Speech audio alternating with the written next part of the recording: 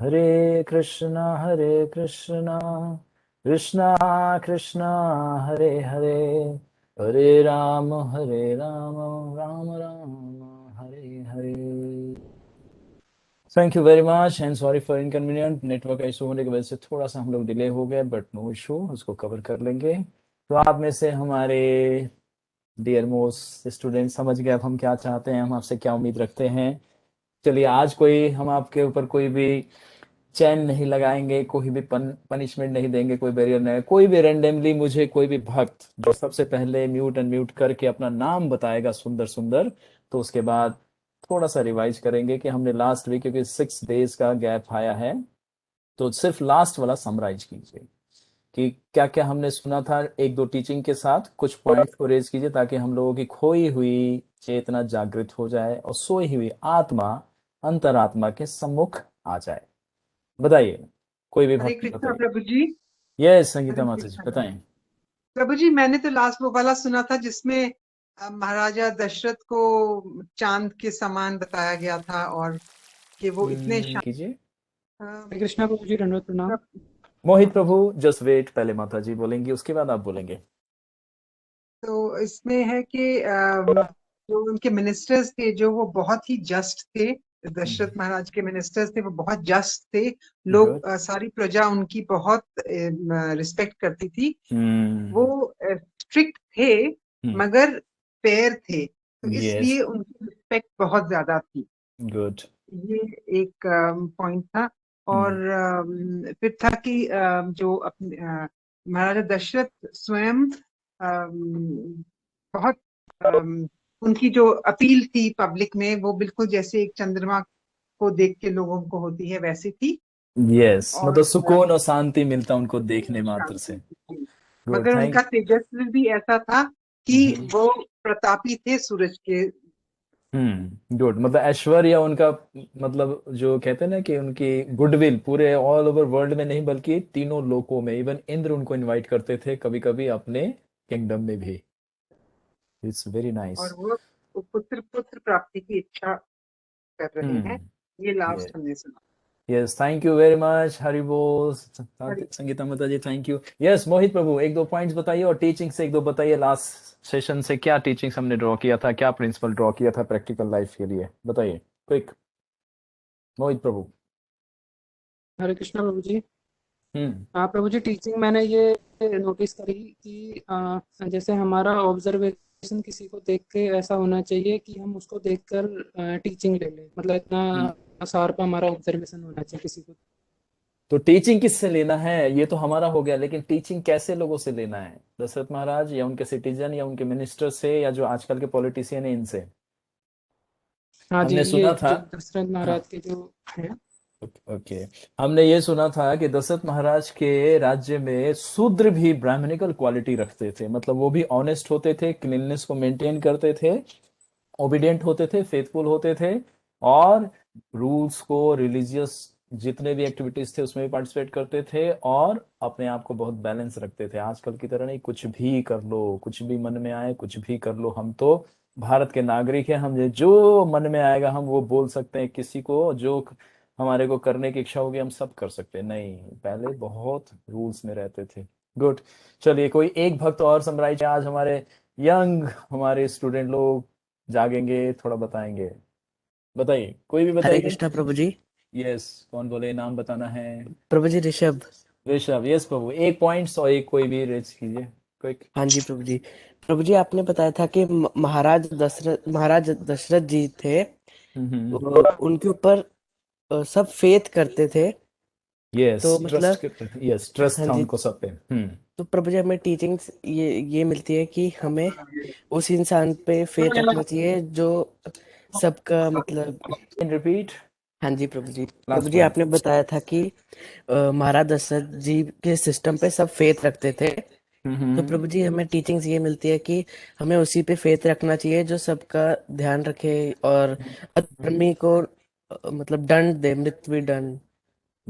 मतलब हमने ये बताया था कि प्रैक्टिकल एप्लीकेशन हमारे लिए होना चाहिए कि जो हमारे स्पिरिचुअल मेंटर, स्पिरिचुअल मास्टर है, या गुरुजन है, या जो पेरेंट्स हैं हमारे घर में, जो हमारे पेरेंट्स है, जो एल्डरली पीपल है, जिनको हम अच्छी तरह से उनके कैरेक्टर, उनके बिहेवियर, हर चीज को जानते हैं, उनके साथ बहुत अच्छा डीलिंग है, तो इन पे हमें ट्रस्ट रखना चाहिए। किसी भी चीज के लिए कोई प्रॉब्लम हो, कोई डिस्टरबेंस हो, या कोई गाइडलाइन लेना है, या कोई भी मूव करना है हमारे को किसी भी फील्ड में, तो ये 3 लोगों से जरूर कंसल्ट करना चाहिए। किनसे करना चाहिए ऋषभ प्रभु कंसल्ट? प्रभु जी अब अपने माता पिता से या ग्रैंड मदर और या ग्रैंडफादर से, अपने स्पिरिचुअल मास्टर, जो हमारा अपने स्पिरिचुअल फ्रेंड स्पिरिचुअल है। मास्टर से। हाँ, जो स्पिरिचुअल फ्रेंड है वही हमारा स्पिरिचुअल मास्टर है, और जो स्पिरिचुअल मास्टर है वही हमारा सबसे बेस्ट फ्रेंड है ना? जी प्रभु जी। ओके, तो थैंक यू ऋषभ, हम समझ हरे गए कृष्णा कि प्रभु जी। ओके। आदित्य बताएं प्रभु, एक पॉइंट्स बताएं और कोई एक इंसिडेंट बताएं, और टीचिंग के साथ कोई कुछ भी, दोनों में से एक भी बता सकते हैं, बताइए। प्रभु जी एक मिनट। ओके, पेज देख रहे हैं, ठीक है, आप पेज ओपन कीजिए, हम आपका सुनेंगे जब तक हम भी शुरू हो जाते हैं। प्रभु जी आप बोलो। मैं नहीं, आप बताएंगे ना, एक पॉइंट बताइए, सिर्फ एक पॉइंट बताइए, कोई भी जो आपको अच्छा लगे। महाराज दशरथ जी सूर्य के समान थे, good, very nice. Well organised थे। वाह, तो यानी कि हमारे को रूल्स रेगुलेशन में रहना चाहिए और रेगुलेटेड रहना चाहिए, टाइम पे उठना चाहिए, टाइम पे सोना चाहिए, टाइम पे स्टडी करना चाहिए। गुड। और वो सारे हम्म सारे सारी सिटीजन उनका ड्यूटीज बड़ा टाइम पे करते थे। क्या करते थे? सारी ड्यूटीज टाइम पे करते थे। यस, तो यानी कि आपको भी वेकअप टाइम पे, स्कूल जाना है, टाइम पे उठना है, ये नहीं है कि 10 बजे उठेंगे आप, मॉर्निंग में 5 o'clock, 4:30 तक उठ जाना चाहिए, रेट से rate 5:30। Thank you Aditya Prabhu, next time आपसे और पूछेंगे, आज हम अब शुरू करते हैं। तो ओके, तो हम लोग लास्ट टाइम में ये चर्चा किया था कि दशरथ महाराज के मिनिस्टर का पूरा हमने एक्सप्लेनेशन सुन लिया था, उनके कैरेक्टर, उनका बिहेवियर, उनका क्या रेपुटेशन है एक कॉमन सिटीजन के अंदर, और सिटीजन कितना रिस्पेक्ट देते हैं उनको, क्यों ऐसा आइडियल कैरेक्टर और ऐसा आइडियल डीलिंग होना चाहिए हमारा कॉमन, या जो हमारे नियर डियर हैं उनके साथ। ऑब्वियसली नियर डियर कौन होते हैं? वो होते हैं जो हमारे को रिस्पेक्ट देते हैं, जो हमारे पे ट्रस्ट करते हैं, उन्हीं को तो नियर डियर बोला जाता है। जनरली हम अपने फैमिली मेंबर्स को नियर डियर समझते हैं, क्योंकि वो डे नाइट हमारे को जानते हैं, देखते हैं, तो उनका ट्रस्ट बना रहता है। लेकिन कॉमन एक स्ट्रेंज पर्सन नहीं जानता, तो वो कैसे ट्रस्ट करेगा? लेकिन जब वो एक बार भी डील करेगा, तब वो समझ जाएगा कि ये पर्सन जेन्युइन है, आई कैन पुट ट्रस्ट। तो उसी तरह से सिटीजन लोग जानते थे, उनको पूरा फेथ रहता था कि ये मिनिस्टर है, ये हमारे को हर कंडीशन में प्रोटेक्ट करेगा, और हम कोई भी प्रॉब्लम इनके साथ शेयर करेंगे तो ये हमारे को अच्छे से गाइड करेंगे। तो इस तरह से चलते हुए हम आगे पहुंचे थे 8वें सर्ग में, और 8वें सर्ग में हम ये चर्चा कर रहे थे कि दशरथ महाराज के मिनिस्टर का जो चैनल है, वो कैबिनेट है उनका, वो 8 उसमें है, उसमें से 3 प्रमुख हैं, और जिसमें से सुमंत्र जो है वो हेड ऑफ प्रिस्ट हैं, मतलब उस असेंबली के। अभी इसमें और ऋषि लोग भी एंटर करेंगे, तो जब जब वो लोग एंटर करेंगे तो हम आपको बताएंगे। एक मिनट दीजिए, मैं जरा पेज मार्क किया था, फिर उसके आगे हम लोग रीडिंग शुरू करते हैं। तो हम लोग ला 7वां सर्ग फ्राइडे को हम लोग एंड कर दिए थे, और 8वें सर्ग में तो हम लोग एंटर कर गए थे। तो आज हम लोग 8वां सर्ग कंप्लीट करेंगे, और 8वें से 9वें सर्ग में जाएंगे, जहां पे ऋषि श्रृंग का एक कथा आएगा। तो उसमें शॉर्ट वाला कथा आज बताएंगे, और इनका डिटेल कथा कल हम लोग डिस्कस करेंगे। उसमें कुछ क्वेश्चंस आएंगे, इनका बैकग्राउंड बताऊंगा कि ऋषि श्रृंग कैसे इनका नाम पड़ा, इनका बॉडीली स्ट्रक्चर कैसा था, और ये किस तरह से अननोन थे सोसाइटी लाइफ से, मतलब जो समाज का हमारा जो ह्यूमन बीइंग डील करता है, इस मतलब सिटी, ये जानते ही नहीं थे कि सिटी क्या होता है। क्यों? क्योंकि फॉरेस्ट में इनका बर्थ हुआ था, और बड़े स्क्रिप्चुअली और स्पिरिचुअली बहुत एडवांस थे, इतना प्योर थे कि इनको इनवाइट करने के लिए दशरथ महाराज और ऋषि लोग एक प्लॉट बिछाएंगे, मतलब एक तरह से बोलते हैं ना, षड्यंत्र करना। तो ये षड्यंत्र क्या था? रिलीजियस था, क्योंकि इनका जहां चरण पड़ेगा वहां पे ऑल प्योरिटी, ऑल ऑस्पिशियसनेस, सारा वहां पे अपियर हो जाएगा। तो आज इनका कथा सुनेंगे, और जो बच जाएगा तो कल उसको कंप्लीट करेंगे। तो ये कथा चल रहा था कि दशरथ महाराज के अंदर डिजायर हुआ है कि मेरा किंगडम इतना बड़ा हो गया है, तो अब मैं इसको कैसे रूल करूंगा, now I am become old, मतलब जैसे कोई 60-70 प्लस हो जाए तो वो सोचेगा ना कि फैमिली को कोई टेक केयर करने वाला चाहिए, तो ऑब्वियसली जो एल्डर सन होते हैं the next responsibility he will take, है ना। तो वही जो उनके बड़े बेटे होते हैं वो उनका इंचार्ज, यानी कि फैमिली जो हेड होते हैं, तो फादर के बाद जो सबसे एल्डर सन होते हैं वो उसको पूरा रिस्पॉन्सिबिलिटी को अपने हेड पे लेते हैं, इसीलिए हेड ऑफ फैमिली कहलाते हैं। तो ये विचार करते हुए कि अब वो डिस्कशन करने जा रहे थे, तो डिस्कशन करने जा रहे थे, अपने फैमिली प्रिस्ट को इनवाइट करते हैं और उनसे तब हमने बताया था कि यहाँ पे कि क्या रोल होता है हमारे लाइफ में, जो हमारे स्पिरिचुअल मास्टर हैं वो किस तरह से उनसे हम हर चीज को कंसल्ट करके और मूव करना चाहिए, इसीलिए उनको पुरोहित कुल गुरु बोला गया है शास्त्रों में। जो हम लोगों के फैमिली में सनातन जितने भी हम लोग हैं, ये परंपरा टूट गई है, लेकिन पहले था। आप लोग अपने फादर और ग्रैंडफादर से पूछेंगे तो शायद आप लोगों के घर में ट्रेस मिल जाएगा कि हाँ हमारे फैमिली में था कोई। जैसे मेरे को अपने अपने फैमिली का मेरे को पता है, मेरे फादर के जो फादर थे तो वहां तक मेरे को पता है कि हाँ कोई आता था ब्राह्मण, और वो कुछ भी कोई ऐसा ऑस्पिशियस डे होता था या कोई यज्ञ करना है या कोई घर का, है ना, पूजा पाठ करना है, तो वही आते थे और वो उनके अंडर डायरेक्शन में सब होता था। तो उसी तरह आप लोग भी ट्रेस करेंगे तो पता है। तो ये वैदिक कल्चर है कि ब्राह्मण का हम लोगों के फैमिली पे, कहते हैं ना कि हम लोग वैश्य हैं, क्षत्रिय हैं या शूद्र हैं, है ना, ये तीनों ब्राह्मण के गाइडलाइन में चलते थे। तो इनके अंडर गाइडलाइन में कोई भी कार्य करते हैं तो वो शास्त्रिक होता है, धार्मिक होता है, उसका कोई भी रिएक्शन हमारे फैमिली पे या हमारे इंडिविजुअल लाइफ पे नहीं पड़ता। अभी इतना सिंफुल एक्टिविटीज क्यों है? क्योंकि हम लोग भोग लगा के खाते नहीं, पता ही नहीं है, किसी ने आज तक हमें बताया ही नहीं भोग लगाना चाहिए, है ना। जैसे आया कढ़ाई में डाला, फ्राई किया, प्लेट में डाला, और सीधा बेली के अंदर हरी बोल। लेकिन ये नहीं है, इसके पीछे प्रोसेस है। तो जो जो चीजें आएगी हम लोग चर्चा करेंगे। पेज ओपन हो गया, ओके। तो आगे आज हम लोग चलते हैं कि दशरथ महाराज किसको इनवाइट कर रहे हैं और किन से वो लोग जा रहे हैं, कंसल्ट करते हैं वो आगे के लिए चीजों को। तो अष्टम यानी कि हम 8वें सर्ग में आज इसको कंप्लीट कर लेंगे और 9वें सर्ग में भी प्रवेश कर लेंगे। क्यों? क्योंकि ये छोटा अध्याय है, ऋषि श्रृंग का इसमें कथा भी प्रारंभ हो जाएगा।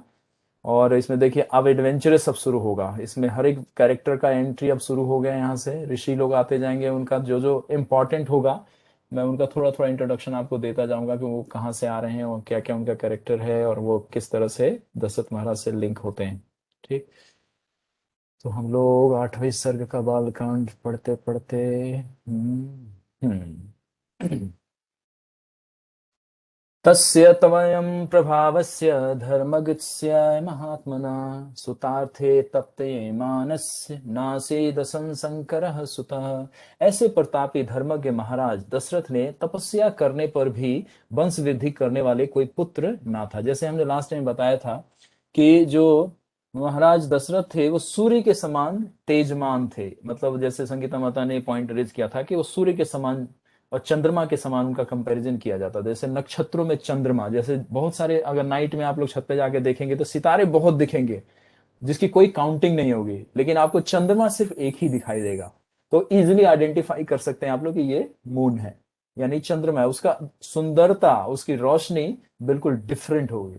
उसी तरह से जब हम प्योरिटी मेंटेन करते हैं, रिलीजियस होते हैं, भगवान से कनेक्टेड होते हैं और कोई ऐसा कार्य नहीं करते जो दूसरों को हर्ट फील कराए, तो हम कहीं पे भी मूव करते हैं हमारा डिफरेंट ही एक, है ना, वाइब्रेशन सबको जाता है। ये प्रैक्टिस करने में जैसे ही लाएंगे आप लोगों को रियलाइज हो जाएगा। इसीलिए चैंटिंग करने वाले और भगवत गीता भागवतम पढ़ने वाले ऑर्डिनरी पर्सन नहीं होते। ये लोग भले दिखेंगे पैंट शर्ट पहनते हुए, साड़ी पहनते हुए, नॉर्मल एक्टिविटीज करते हुए, ऑफिस में जाते हुए, कार चलाते हुए, लेकिन फिर भी इनका सोल डायरेक्टली कृष्ण से कनेक्टेड होता है। उसी तरह से तो ये डिफरेंट दिखेंगे। इसीलिए हम लोगों का कॉन्शियसनेस, जितने भी हम लोग कृष्णा कॉन्शियसनेस प्रैक्टिस कर रहे हैं, सबका चेतना अब बदल रहा है। क्योंकि अब हम लोग कोई भी गलत कार्य करेंगे तो कृष्ण कहेंगे हे सावधान, क्या कर रहे हो ये। तो कृष्ण अंदर से आपको इंडिकेशन देंगे। क्यों? क्योंकि वो आपके क्या है, सुहृदम सर्वभूता नाम, आपके हार्ट में अब कृष्णा आके रहते हैं। अब वो आपको हर एक कार्य करने से पहले अब आपको अलर्ट करेंगे, आपको कहेंगे कि नहीं अभी काम ये गलत है, मत करो। क्यों? क्योंकि आपको मेरे पास आना है, इसलिए। तो उसी तरह से ये सूर्य के समान तेज वाले दूसरे दृष्टि से कैसे थे? क्योंकि तपस्वी थे, इनका साधना बहुत परफेक्ट था। ये मॉर्निंग में ब्रह्म मुहूर्त में वेकअप होता था इनका। देखिए राजा है, हम लोग तो एक जॉब करते हैं 7-8 घंटे की ड्यूटी करते हैं, लेकिन राजा को पता है एक लोग की उसकी चिंता नहीं होती, पूरे सिटीजन के साथ पूरे किंगडम का उसके पास एंजाइटी होता है कि मैं कैसे इनको मेंटेन करूं, कैसे इनको फीड करूं, कैसे इनको प्रोटेक्ट करूं, कैसे इनकी नेसेसिटी को प्रोवाइड करूं। हम लोग तो सिर्फ एक फैमिली में 2-4 लोग होते हैं और हमारा अपना ऑफिस होता है, दैट्स इट। लेकिन अगर आपको एक दिन के लिए गुड़गांवा दे दिया जाए कि now you can rule, sir पे सारे तारे उतर आएंगे हमारे जितने भी आकाश में तारा है वो सब सर पे दिखने लगेगा आपको, क्योंकि एक दिन भी हम इसको रूल नहीं कर पाएंगे, हमें पता ही नहीं है कैसे रूल करना है। अब सोचिए दशरथ महाराज पूरे प्लेनेट को, है ना, अर्थ प्लेनेट को रूल करते थे, फिर भी इतना करते हुए उनके लाइफ में इतना शेड्यूल कहाँ से आता था। हम लोग कंप्लेन करते हैं ना 16 माला कैसे हो जाएगा, 2 घंटा लगता है प्रभु जी। अब उसमें भी कहते हो आधा घंटा पढ़ना चाहिए भगवत गीता, उसमें भी कहते हो प्रभुपाद जी का लेक्चर सुनो, जरूर सुनो प्रभु जी, आधा घंटा 1 घंटा, 16 माला 2 घंटा, 3 घंटा हो गया प्रभु जी, मायने रखता है प्रभु जी, कैसे करेंगे इसको हम।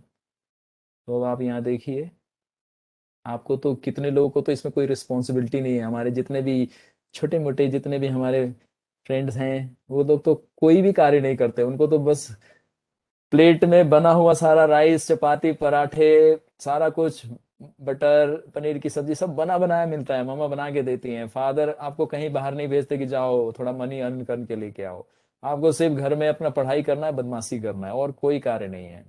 फिर भी आप लोग 4 राउंड्स भी नहीं चैंटिंग करते। लेकिन अब आप देखिए कि यहाँ पे दशरथ महाराज एक आइडियल पर्सन है ना। हम लोग ऑफिस में जाते हैं आते हैं तो कितना 8 घंटा 12 घंटा है, फिर भी हमारे पास 12 घंटा बचा रहता है, 12 hours we have, half day हमारे पास रहता है अपने आप को, है ना, इसको स्पिरिचुअली ग्रो करने के लिए। तो उसी तरह से ये तपस्वी थे, तो तपस्वी कैसे थे, तो यहाँ पे उसका अर्थ ये है कि ये इनका साधना मॉर्निंग में, जैसे हम लोग जितने भी हैं, तो हम लोगों का साधना का मतलब क्या है, स्क्रिप्चर रीडिंग करना अंडर गाइडलाइन में गुरु के परमिशन लेके, और चैंटिंग करना, यानी कुछ मंत्र, जैसे कलयुग में चैंटिंग करना सबके लिए प्रिस्क्राइब किया गया है। ऐसा नहीं है कि हम लोग आपको सिर्फ कृष्णा कॉन्शियस से जुड़ गए हैं या इस्कॉन में आ रहे हैं तो आपको बताया जा रहा है। जैसे अयोध्या में बताया था आपको बिगिनिंग में, इसीलिए आपको ये सब पढ़ाया जा रहा है और डिटेल में समझाया जा रहा है कि हम कुछ नहीं करा रहे हैं आपसे, ये युग का धर्म है, इसको पालन करेंगे तो धर्म रक्षिते धर्मा, यानी कि धर्म कि पहले आप शेल्टर लीजिए, फिर आपका धर्म आपकी रक्षा करेगा। और धर्म साक्षात हरि, है ना, तो भगवान ही कौन है, कृष्ण ही धर्म है। इसीलिए कहते हैं ना, यदा यदा ही धर्मस्य ग्लानि भवत भारत। और जब इसको कोई, है ना, किसी भी तरह से प्रॉब्लम में डालेगा या इसको कोई भी टच करेगा बैड इंटेंशन से, तो आई विल प्रोटेक्ट, यानी कि भगवान कहते हैं कि मैं आके उसकी रक्षा करता हूं। तो जब हम धर्म का शेल्टर लेंगे तो धर्म तब तो हमारी रक्षा करेगा, बिना शेल्टर का कोई किसी की रक्षा क्यों करेगा। आपको चोर या टेररिस्ट अटैक करता है तो 100 नंबर डायल करके बोलते हैं ना कि पुलिस हमारे घर में चोर आ गया, प्लीज आइए हेल्प कीजिए, ये मार देंगे, हमें नुकसान पहुंचा देंगे, हमारा मोबाइल फोन चुरा के ले चले। उसी तरह से कृष्णा का आपके पास 108 एक आपको नंबर मिला है, 108, जिसमें 100 नंबर्स हैं, उसको डायल करने पे कृष्णा आ जाते हैं हार्ट के अंदर। जैसे हरे कृष्ण कृष्ण कृष्ण हरे हरे, हरे राम राम राम हरे हरे। कृष्णा को आपको सिर्फ 7.5 मिनट, मैक्सिमम 7.5 मिनट में आपके पास अपियर हो सकते हैं। और बल्कि सबसे hotline number Krishna Krishna just आपके सामने होंगे। जैसे वृंदावन में गोपाल कालिया को देखते थे, आगासुर को देखते थे, बागासुर को देखते थे, तो वो पूरा माला भी नहीं जपते थे, वो सीधे कहते कृष्णा बचाओ, और कृष्णा इमीडिएट सामने आते कहते थे कि अरे मैं तो यही हूं, आप लोग क्यों डर गए हो, इसको मैं देखता हूं। तो सबको कहे तो कृष्णा बोलते थे आप सब लोग आंखें बंद करो, और कृष्णा फिर फाइट करके सारे डीमन को भगा देते थे। तो यानी कि एक मोबाइल नंबर भी दिया है 108, ठीक है, और दूसरा हॉटलाइन नंबर भी है, सिर्फ अब नाम बोलो कृष्णा प्लीज प्रोटेक्ट। इसीलिए भक्त लोगों को थोड़ा चोट लगता है, चलते चलते फिसल जाते हैं। जैसे मैं बताता कि भक्तों के छींक में भी गोविंद गिरधारी बसे रहते हैं कहते हैं ना, छींक आता है तो भक्त लोग को आप देखिएगा ध्यान से, जो अच्छे भक्त होंगे, गंभीर भक्त होंगे, छींकने भी कहेंगे गोविंद यानी कि उनके छींक से भी गोविंद का नाम निकलता है। तो अब सोचिए आप वैसे प्रेम से बुलाएंगे और डेंजर में होंगे तो क्या कृष्ण आपको प्रोटेक्ट नहीं करेंगे? करेंगे। तो ये कब करेंगे? जब आप धर्म का, और धर्म का मतलब क्या है? हमारी प्रिस्क्राइब ड्यूटी। हमारी प्रिस्क्राइब ड्यूटी क्या है? कि हम अपने लाइफ को रेगुलेट करें। और रेगुलेट कैसे करें? स्टडी तो कर रहे हैं, ऑफिस का वर्क कर रहे हैं, मटेरियल वर्क कर रहे हैं, लेकिन साथ में कृष्णा के लिए स्पिरिचुअल एक्टिविटीज भी करें, जो कि अल्टीमेट है। अगर ये नहीं किया तो सब यूजलेस है, सारा A to Z। आप पूरे ईयर पढ़ाई कीजिए और एग्जामिनेशन नहीं दीजिए तो कोई आपको सर्टिफिकेट नहीं मिलेगा, कोई प्रमोशन नहीं मिलेगा, कोई भी प्रमोशन नहीं मिलने वाला है। तो हमारा कृष्णा कॉन्सियसनेस, ये हमारा एग्जामिनेशन है, ये लाइफ का एंड में यही पेपर पूछा जाएगा आपसे। ये नहीं पूछा जाएगा साइन कॉस थीटा, चलिए यमराज पूछेंगे, चलो ठीक है 2 + 2 ब्रैकेट क्लोज, है ना, 10⁻³ ब्रैकेट क्लोज, बताओ कितना हुआ। नहीं, नहीं बताएंगे, वो सीधा बोलेंगे कृष्णा का नाम कितना बार चैंटिंग किया था, भगवत गीता का कितना श्लोक याद है, अच्छा ये बताओ 15 चैप्टर में कृष्णा के बारे में क्या बताया गया है, ठीक है लास्ट चैप्टर में कृष्णा क्या बोलते हैं ये बताओ। बस, तो ये सारे क्वेश्चन पूछेंगे यमराज हमारे से, तो हम पढ़े रहेंगे तभी तो पता चलेगा। तो पढ़ेंगे तो ये हमारा प्रिस्क्राइब ड्यूटी, यानी कि स्पिरिचुअल प्रैक्टिस करना, तो ये हमारी रिस्पॉन्सिबिलिटी है लाइफ की कि हम खुद इसके लिए एंडेवर करें, हम किसी से वेट ना करें कि कोई आके हमारे को टीच करेगा। ऑब्वियसली टीचर है, लेकिन आप टीचर के पास जाएंगे, स्कूल या ऑफिस किस लिए जाते हैं, ऑफिस जाते हैं वहां से हमारा सोर्स ऑफ इनकम है। स्कूल बच्चे जाते हैं, वहां पे टीचर्स हमें टीच करते हैं, तो उनसे हेल्प लेते हैं कि आप हमें गाइड कीजिए कैसे करना है। तो उसी तरह से अगर लाइफ को रेगुलेट नहीं करेंगे तो लाइफ तो ऐसे ही चला जाएगा, वेस्ट हो जाएगा लाइफ।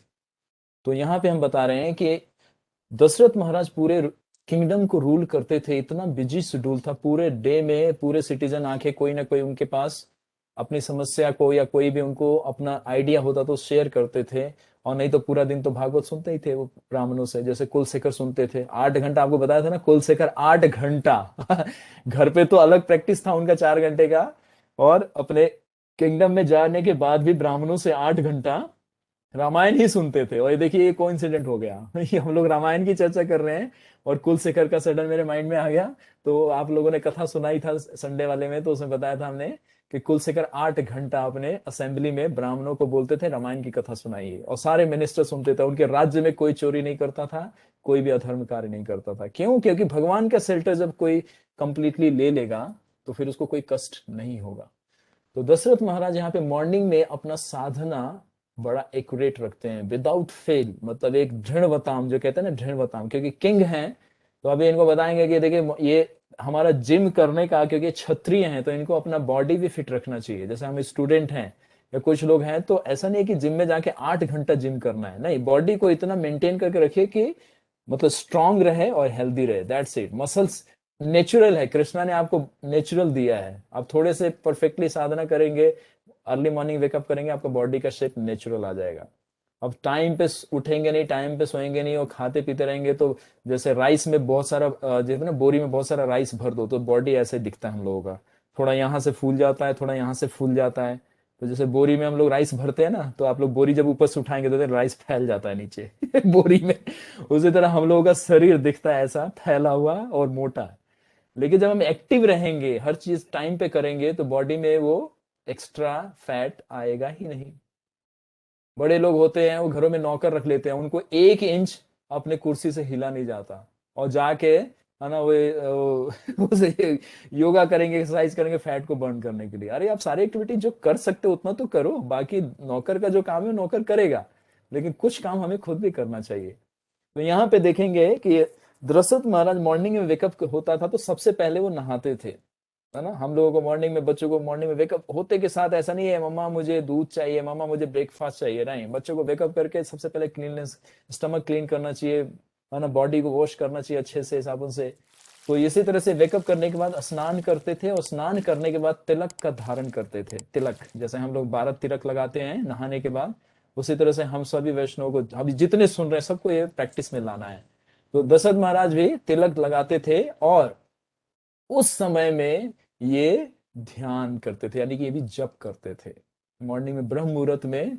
जो ब्रह्म मुहूर्त बोलते हैं, जो सूर्य उदय होता है उससे 72 मिनट्स पहले, before sunrise 72 minutes, that's called ब्रह्म मुहूर्त। 72 घंटे, यानी कि 2 जो घड़ी होता है वही ब्रह्म मुहूर्त होता है। इसलिए हमारे इस्कॉन मंदिर में देखते हैं 4:30 बजे मंगल आरती होता है, तो आधे घंटे के बाद सब लोग जपा करते हैं। 5 to 7 हम लोग जपा करते हैं, तो 5 to 7 जपा करते हैं, वो पूरा ब्रह्म मुहूर्त का पूरा टाइम उसके अंदर कवर हो जाता है, और उसका जो इफेक्ट है वो पूरा डे और पूरे लाइफ में रहता है।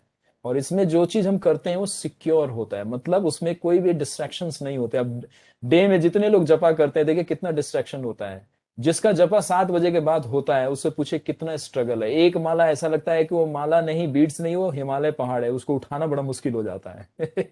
और मॉर्निंग में वही 16 माला आपका ऐसा लगता है कि जैसे मक्खन बटर आपके किसी ने हाथ में रख दिया, जैसे कृष्णा के हाथ में बटर होता है वैसे। तो टाइम और मोड्स का बहुत इफेक्ट पड़ जाता है। तो दशरथ महाराज मॉर्निंग में उठते थे, स्नान करते थे, तिलक धारण करते थे, और पूजा घर में जाके, यानी कि जहां पे हमारा डीटी है या जहाँ भगवान रहते हैं, जहाँ तुलसी महारानी है, वहां पे जाके हमारे को जप करना चाहिए बैठ के। बालकनी है, आप लोग फ्लैट में रहते हैं पीजन हाउस में, डोंट माइंड। ये बताया गया है, ऐसा आचार्य लोग बोलते हैं पीजन हाउस, कबूतर खाने रहेंगे मनुष्यों के लिए कलयुग में। यानी कि जो बैल्कनी है, तो थोड़ा सा फ्रेश एयर में जाके बैठ के आसन पे, जैसे हमने बता दिया है वैष्णव एटिकेट में बैठना कैसे है, तो बैठा के हमें जप करना चाहिए। तो दशरथ महाराज मॉर्निंग में उठते थे, एवरी डे का शेड्यूल होता था, ऐसा नहीं कि अकेजनली उठ जाते थे, आज संडे है तो थोड़ा लोग कम मिलेंगे आज उठ जाता हूं। जैसे हमारे बहुत भक्त हैं, कहते हैं रोज तो ऑफिस और घर के काम से फुर्सत नहीं मिलता है, आज संडे है ना, आज थोड़ा जल्दी उठ के करूंगा। लेकिन वो संडे उनका जल्दी पता है कितने बजे होता है? 1:30 और 12:30 दोपहर को। और फिर फोन करके, प्रभु जी आज तो संडे था, थोड़ा लेट हो गया। तो बाकी मंडे और सैटरडे कहाँ गया आपका फिर? लेकिन ऐसा नहीं था, दशरथ महाराज ऑलवेज टाइम के पक्के थे, रेगुलेटेड लाइफ था। देखिए किंग हैं ये, इनके पास हर चीज की सुविधा है। अगर ये अपने किंगडम में नहीं भी जाएंगे, मिनिस्टर लोग इतने एक्सपर्ट है कि पूरे, है ना, सिटीजन को अंडर कंट्रोल में रखेंगे, और कोई भी प्रॉब्लम हुआ वो अपने लेवल पे सॉल्व कर देंगे। लेकिन आपका बॉस नहीं सुनेगा, कहेगा नहीं आपको आके यहाँ अटेंडेंस लगाना है, आपको कार्ड जो है वो स्वाइप होना चाहिए, यहाँ पे अटेंडेंस होना चाहिए, असाइनमेंट कंप्लीट होना चाहिए बिफोर इवनिंग। लेकिन ऐसा नहीं था, ये किंग होते हुए अपने रिस्पॉन्सिबिलिटी को जानते थे स्पिरिचुअल, इसीलिए इतने पावरफुल थे और लोग इनको इतना प्रेम करते थे। तो मंत्र जपते थे, मंत्र जपने के बाद, है ना, मतलब ये टाइम हो सकता है अभी हम यहाँ पे मेंशन नहीं है, लेकिन सूर्य उदय होते होते ये फिर व्यायाम करने जाते थे, क्योंकि क्षत्रिय थे, है ना। जैसे हम लोगों को भी थोड़ा सा, जो अभी जैसे कोरोना के लिए आप लोगों को कोरोना है ना योगा दिया है, कोविड योगा, है ना, तो उस तरह से अब कर रहे हैं आप लोग। क्यों कर रहे हैं? कि अब आपको जरूरत लग रहा है। अरे आप पहले से ही करके रखेंगे, हर चीज को, बॉडी को फिट रखेंगे और सारा नॉलेज रखेंगे, तो बीमारी आएगी क्या? सतयुग में, त्रेता में, द्वापर में कोई बीमार होता ही नहीं था। सब लोगों को संजीवनी के समान हर चीज वरदान मिला था कि आप ना तो जड़ता प्राप्त होगा, ना व्याधि आएगा, और ना ही ओल्ड एज आएगा। मृत्यु है वो आपकी स्वेच्छा है। जब ये तीन चीजों से बच गए तो मृत्यु कहाँ है आपकी? है ही नहीं। फिर तो जो आप, क्योंकि आप धार्मिक हैं, तो इसीलिए इतना हमें करना चाहिए। तो योगा का मतलब है कि थोड़ा सा ऐसा कार्य करना चाहिए। अगर फिजिकल एक्टिविटीज हम लोगों की इतनी है, तो फिर तो हमें योगा और व्यायाम की जरूरत ही नहीं पड़ेगी, क्योंकि ये क्षत्रिय हैं, तो इनका विशेष ये शेड्यूल में है। तो सूर्य उदय के उपरांत ही ये अपना क्या कार्य करते थे? थोड़ा व्यायाम, उसमें ये अपना शस्त्र विद्या का अभ्यास करते थे, हॉर्स राइडिंग करते थे, है ना, वॉकिंग, और है ना रनिंग, मतलब दौड़ते भी थे। क्योंकि क्षत्रिय जैसे मिलिट्री लोगों को देखते हैं ना, मॉर्निंग में उठाया जाता है 4:30 बजे और उनको दौड़ाया जाता है, कम से कम एवरी डे उनको 10 to 12 किलोमीटर दौड़ाया जाता है। इतना दौड़ाया जाता है क्यों? क्योंकि युद्ध भूमि में कहाँ भागना पड़े और कितना आगे दुश्मन को मारने के लिए जाना पड़े, तो क्षत्रिय का है। लेकिन हम लोग को इतना नहीं करना, एटलीस्ट हमें अपने पार्क में एक जाके एक राउंड कर सकते हैं, और राउंड करते हुए जब भी कर लेना चाहिए, ताकि वो राउंड हमारा स्पिरिचुअल राउंड हो जाए, स्पिरिचुअल वॉक। है ना, वॉका विद जपा, ठीक है, वॉका विद जपा। तो चलते चलते हमें जब भी कर लेना चाहिए, क्योंकि बॉडी तो अपना एक्टिविटीज कर रहा है, माइंड और सेंसेस को कसरत में लगा देना चाहिए। तो इस तरह से वो जपा करते थे, एक्सरसाइज करते थे। एक्सरसाइज करने के बाद अगेन वो स्नान करते थे, और स्नान करने के बाद ब्राह्मण जो उनके महल में होते थे उनको भागवत सुनाते थे। देखिए ये उनका शेड्यूल है। तो इसीलिए हम लोगों को मॉर्निंग में क्या करना चाहिए? एवरीडे तो अपॉर्चुनिटी नहीं मिलता, ये तो कलयुग के जीवन की रात्रि में हम लोग भागवत या रामायण सुन रहे हैं, क्योंकि हम लोग का शेड्यूल ही ऐसा है। तो कुछ किसी भी तरह, अब तो हम कृष्णा को किसी भी तरह से हम छोड़ना नहीं चाहेंगे, कहें भगवान अब रात को 12 बजे भी अगर कोई चीज बोलोगे आई विल फॉलो। क्यों? क्योंकि कंडीशनिंग ही ऐसी है हम लोगों को। तो ब्राह्मणों से भागवत सुनते थे, और भागवत सुनने के बाद वो भगवान का क्या करते थे? जब मेडिटेशन कर लेते तो भगवान की पर्सनल सेवा भी करते थे। युधिष्ठिर महाराज, पृथु महाराज, प्रहलाद महाराज, ध्रुव महाराज, जितने भी राजा हुए हैं, राजा खटवांग, हरिश्चंद्र, है ना, अवंती, ये जितने भी हुए हमारे राजा लोग, ये सारे स्पिरिचुअली बहुत इंक्लाइन थे, बहुत एडवांस थे ये लोग। पर्सनल, ये नहीं कि घर में नौकर चाकर है, चलो जैसे यहाँ पे बड़े बड़े लोगों के घर में मैं जाता हूँ, कभी कभी ओकेजन मिलता है उनसे मिलने का, या हम लोग जाते हैं डोनेशन लेने के लिए या उनको इनवाइट करने के लिए बड़े बड़े फेस्टिवल पे, तो मैं देखता हूँ शीशे का दरवाजा बनाया हुआ है, भगवान को उसके अंदर बंद कर रखा है, और नौकर को बोलते हैं कि भैया ये लड्डू खरीद के ले आ, लगा दे भोग।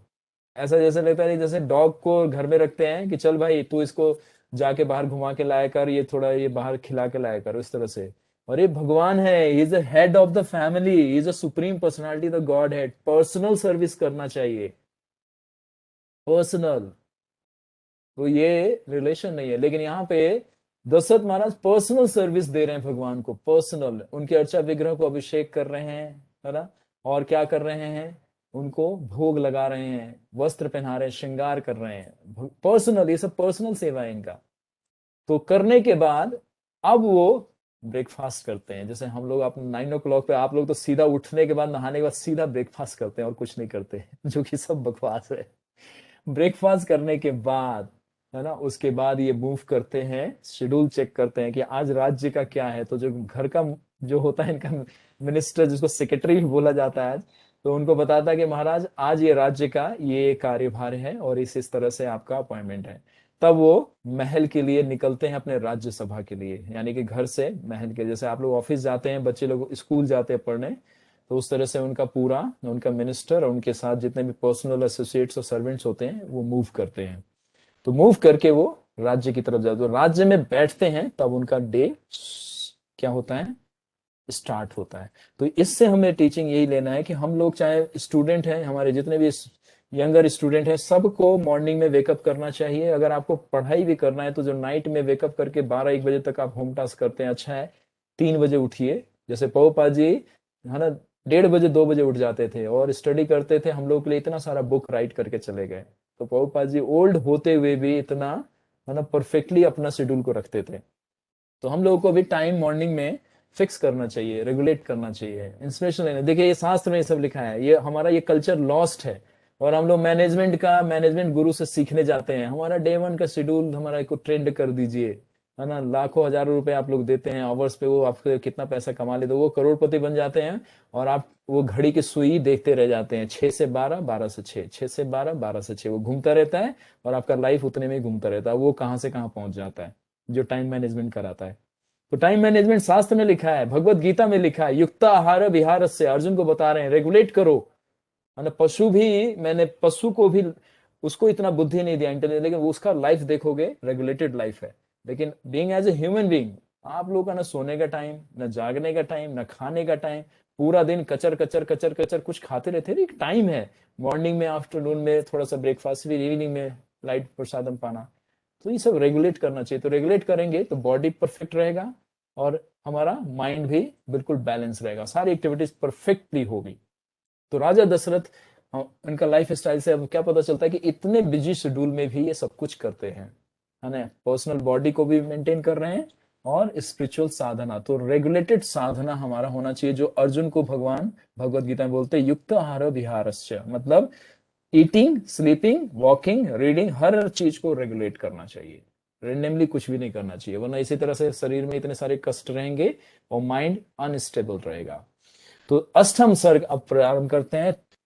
तो यहाँ पे है, ऐसे प्रतापी धर्मज्ञ महाराजा दशरथ के तपस्या करने पर भी वंश वृद्धि करने वाला कोई पुत्र नहीं था। अब इतने ये रिलीजियस थे, अब बहुत कुछ था। तो अब यहाँ पे अब देखिए बिल्कुल अलग डायमेंशन जाएगा अब यहाँ से हर चीज, कि उनके में मतलब इतना रिलीजियस होने के बाद भी उनका फैमिली एक्सपेंड नहीं किया था। ठीक है, तो आगे पढ़ते हैं। तब बुद्धिमान महाराज दशरथ ने मन में ऐसा सोचा कि मैं पुत्र प्राप्ति के लिए अश्वमेघ यज्ञ क्यों ना करूं।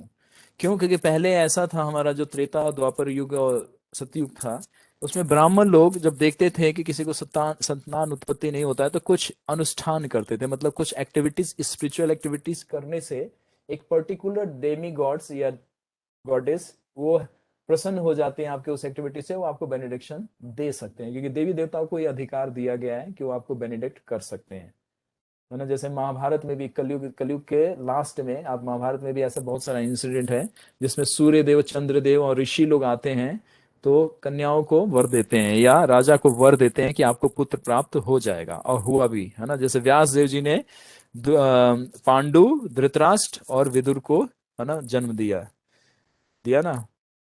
तो ये कथा मैं यहाँ पे नहीं बता रहा हूँ, लेकिन आपको दिखा रहा हूँ। उसी तरह से सूर्य देव आते हैं, वो भी पुत्र को बिगेट करके जाते हैं। तो बहुत सारी कथाएं हैं। तो छोटे छोटे एक्टिविटीज करने से प्राप्त होता था।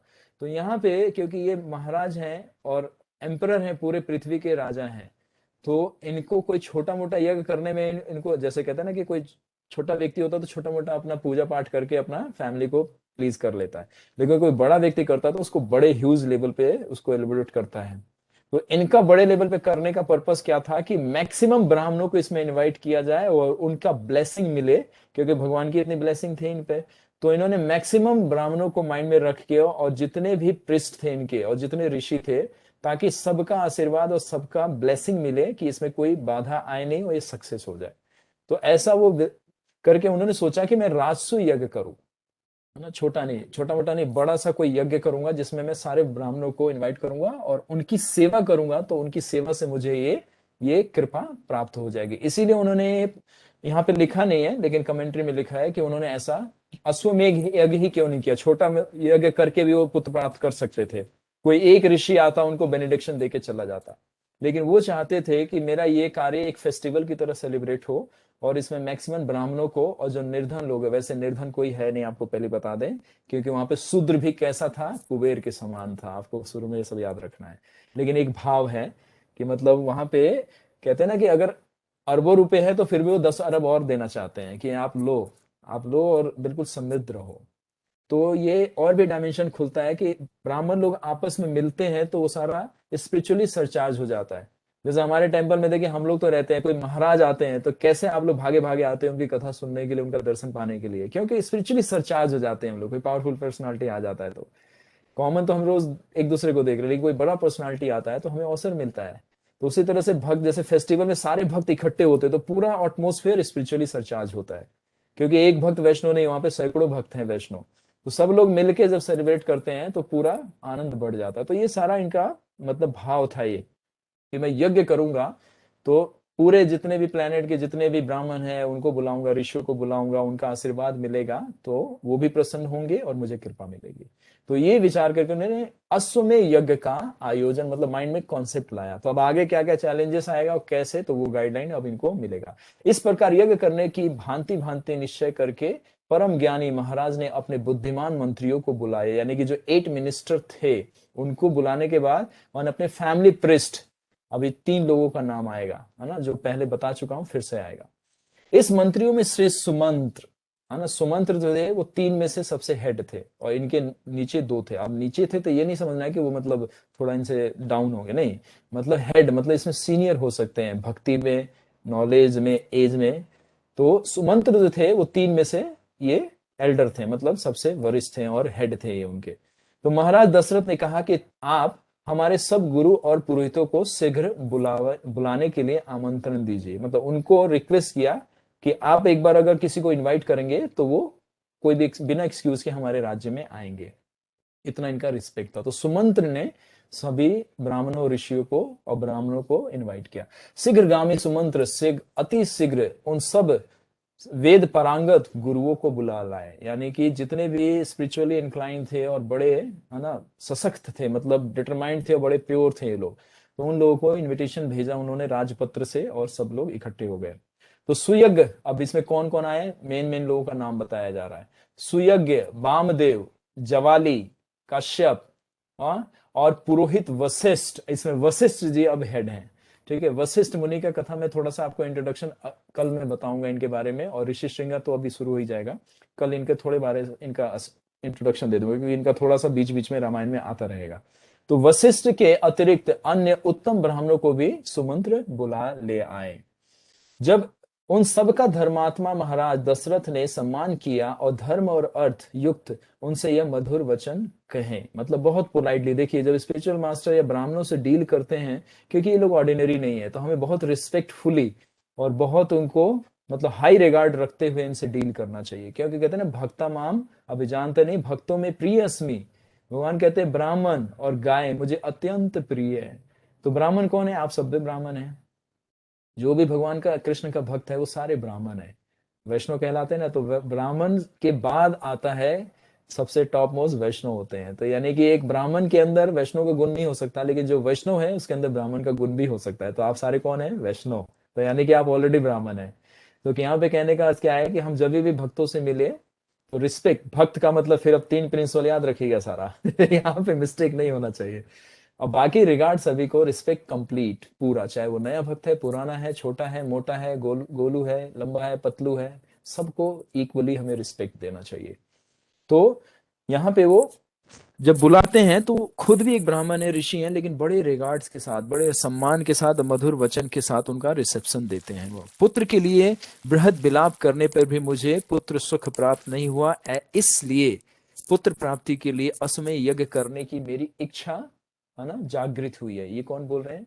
महाराज दशरथ बता रहे हैं, है ना। फिर आगे बोलते, किंतु मैं शास्त्र की विधि के अनुसार यज्ञ करना चाहता हूं। देखिए यहाँ पे कितना इंपॉर्टेंट लाइन है, कह रहे हैं कि मैं करना चाह रहा हूं लेकिन ये एक डायरेक्शन में हो और धार्मिक हो, मतलब स्पिरिचुअली हो ये, और ऑथराइज्ड हो। जैसे स्क्रिप्चर में कृष्णा बोलते हैं, जैसे यज्ञ अभी धुआं धक्कड़ करेंगे उसका कोई लाभ नहीं है। लोग कितने बड़े बड़े यज्ञ करते हैं, अरे सीधा मना कर दिया गया है। ये त्रेता युग का था, त्रेता युग का था यज्ञ करना, इसीलिए यहाँ पे यज्ञ की बात चल रही है। अभी यज्ञ कोई भी लाभ नहीं। अभी हमारा यज्ञ क्या है?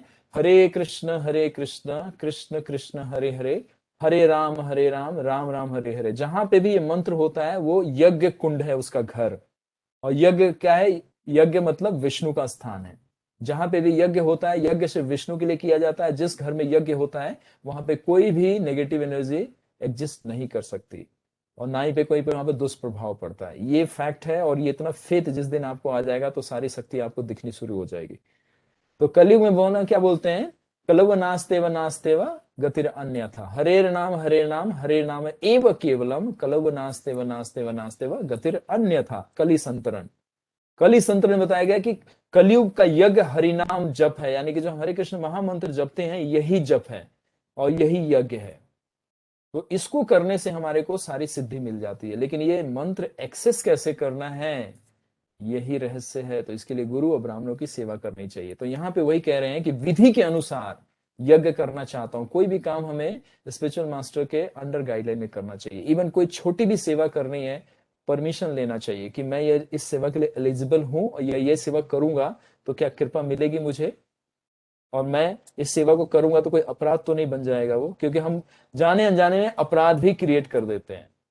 हम तो सोचते हैं हमने सेवा किया, लेकिन उसमें कितना अपराध होता है वो कवर कर देता है ना। जैसे कहते हैं ना कि फायर के अंदर स्मोक रहता है, लेकिन अगर फायर सही से नहीं जलेगा तो स्मोक ज्यादा फैलेगा, स्मोक ज्यादा फैलेगा तो लोग आसपास के डिस्टर्ब हो जाएंगे। तो उसी तरह से सर्विस है, अगर सर्विस हमने अच्छे एग्जीक्यूट किया तो उसमें से स्मोक यानी कि अपराध नहीं निकलेगा। अपराध निकलता है, देखते ना किसी न किसी को हम हर्ट फील करा देते अपनी सेवा से, तो वो सेवा वैसा होना नहीं चाहिए। इसीलिए गुरु का परमिशन लेके करना चाहिए कि गुरु पूरा विजन रखते हैं, उनको मालूम है कहाँ पे क्या अपराध हो सकता है, कहाँ पे क्या अपराध नहीं होगा। तो उनके डायरेक्शन में जो सर्विस होता है वो परफेक्ट होता है। कृष्णा एक्सेप्ट करते हैं, ब्राह्मण खुश होते हैं, और गुरु तो ब्लेसिंग देंगे, क्योंकि उन्होंने खुद ही आपको परमिशन दिया है। तो जब इंस्ट्रक्शन मिलता है तो इंस्ट्रक्शन के साथ ऑलरेडी ब्लेसिंग उसमें इंक्लूडेड होता है। ये प्रभुपाद जी का स्टेटमेंट है कि when disciple get instruction from his spiritual master, he already blessed and already protected। उसका कोई भी रिएक्शन आएगा वो स्पिरिचुअल मास्टर उसको वेयर कर लेता है। तो ये बहुत इंपॉर्टेंट है। यहाँ पे लाइन जो आपको अंडरस्टैंड करा रहा हूँ, ये सब मूव हम लोग का सीखना चाहिए, मतलब कैसे हर चीज को एक्टिव करना है। फिर देखिए आपका लाइफ चेंज होता है कि नहीं। प्रभुपाद ने पूरे अमेरिकन को चेंज किया, हिप्पीज को चेंज किया, क्योंकि वो फॉलोअर बने, वो अच्छे से समर्पण किया, सरेंडर कर दिया प्रभुपाद जी को कि Prabhupada whatever you will say we will follow, we don't know who is a Krishna but we know who are you. तो यहाँ पे दशरथ महाराज वही कह रहे हैं कि मैं यज्ञ करना चाहता हूं परंतु शास्त्र विधि के अनुसार, यानी कि आप लोगों के गाइडलाइन में करना चाहता हूं। मैं ऐसा नहीं कि राजा हूं जो मैं बोलूंगा वो हो जाएगा। ऑब्वियसली पूरे पावरफुल थे, वो जो कहते वो हो सकता था, लेकिन यहाँ पे उनका ह्यूमिलिटी है और विनम्रता है, और वो इंडिपेंडेंट मेंटालिटी के नहीं है ना। गुरु भी लोग इसलिए बनाते हैं कि चलो दिखावे के लिए, या कुछ कहीं पे कोई लफड़ा होगा तो चलो हम कह देंगे नहीं हमारे गुरु जी तो हैं। नहीं, गुरु का मतलब ये, गुरु सब जानते हैं, वो बोलेंगे नहीं, मुस्कुराएंगे, लेकिन ऐसा नहीं है कि वो मूर्ख है, वो सारा कुछ जानते हैं।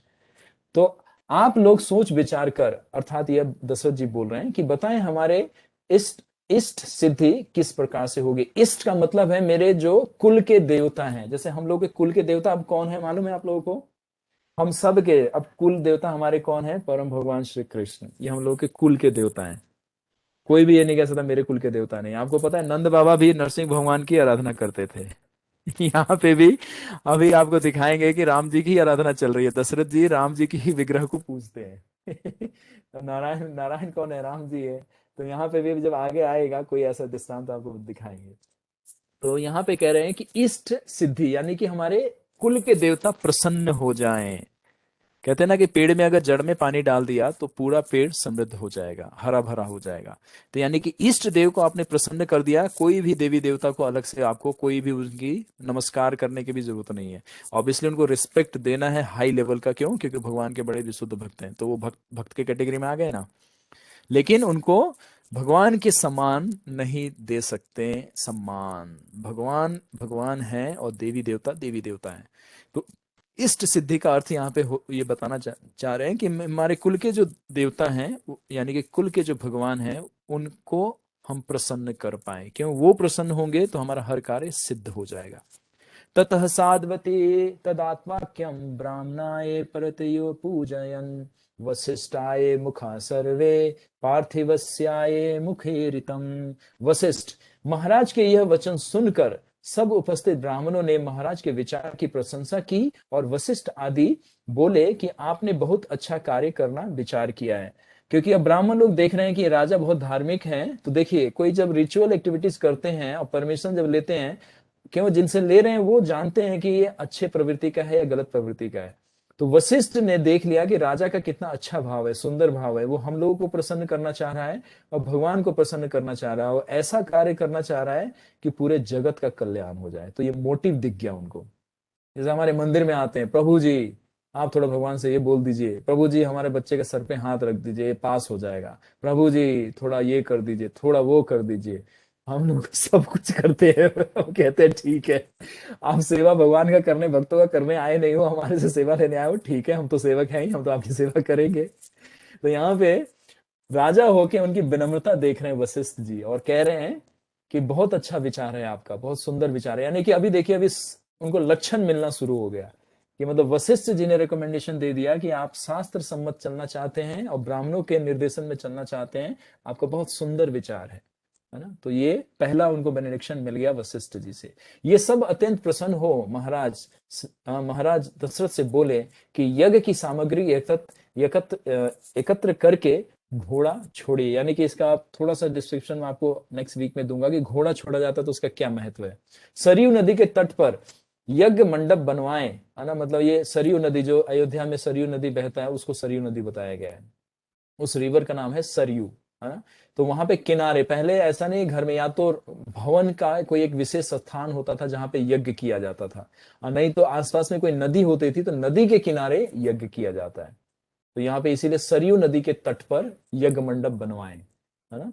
अब आजकल हमारे तो घर में भी जगह नहीं है तो बालकनी में जाके हम लोग धुआं जलाते हैं, वो भी फायर स्मोक वाला अलार्म बज जाता है। एक बार बिल्डिंग में हम लोग कर रहे थे फायर स्मोक बन गया, इमीडिएटली फोन करके सिक्योरिटी को बताया गया कि नहीं नहीं सब कुछ ओके है, कोई भी घबराने की बात नहीं है। वो गलती से वो बताना भूल गए थे कि हम लोग अभी वो कर रहे हैं, कोई टावर था यहीं पे गुड़गांव में। तो राजन, ऐसा करने से आपका पुत्र प्राप्ति का मनोरथ अवश्य पूरा होगा। मतलब वो कह रहे हैं कि आप इंस्ट्रक्शन दे दिए शॉर्ट में, डिटेल अब आगे चर्चा होगा, कि आप ऐसा विचार करिए और ये तैयारी कीजिए, एक घोड़ा अपॉइंट कीजिए, घोड़े को लाइए। राजस्व यज्ञ में घोड़े को छोड़ा जाता है, इन दोनों का अलग अलग अर्थ है। तो आगे बोलते हैं, पुत्र प्राप्ति के लिए आपने यह उपाय बहुत ही अच्छा विचार किया है। उन ब्राह्मणों की बात सुनकर महाराज दशरथ प्रसन्न हुए, और जब उन्होंने देखा कि हमारे पुरोहित तो हमारे ब्राह्मण लोग प्रसन्न हो गए तो उनको भी एक संतुष्टि मिला। कहते हैं ना कि अगर भक्त खुश हो गया और भगवान खुश हो गए तो दुनिया में आपको कोई भी गम नहीं रहेगा। क्यों? दो ही व्यक्ति तो है इस पूरे प्लेनेट पे, दो ही भक्त हैं, दो ही व्यक्ति है जो ऑल पावरफुल है और सारी चीजों को आपने कर दिया तो बस दुनिया खुश है आपसे। तो यानी कि भगवान हो गए खुश और भक्त खुश हो गए, तो ब्राह्मण खुश हो गए तो यानी कि अब भगवान खुश हो जाएंगे।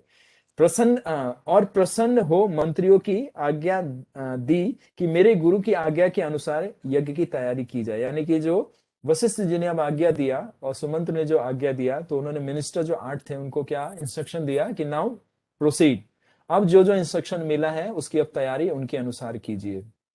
इसीलिए कोई भी कार्य करने से पहले, मंदिर से जुड़ा कोई भी कार्य, स्पिरिचुअली एक्टिविटीज कोई भी कार्य है, हम अपने काउंसलर से या गुरु अभी गुरु एक्सेप्ट नहीं है तो एटलीस्ट काउंसलर हमारा शिक्षा गुरु है। कहते हैं ना शिक्षा गुरु दीक्षा गुरु, there is two face of same coin.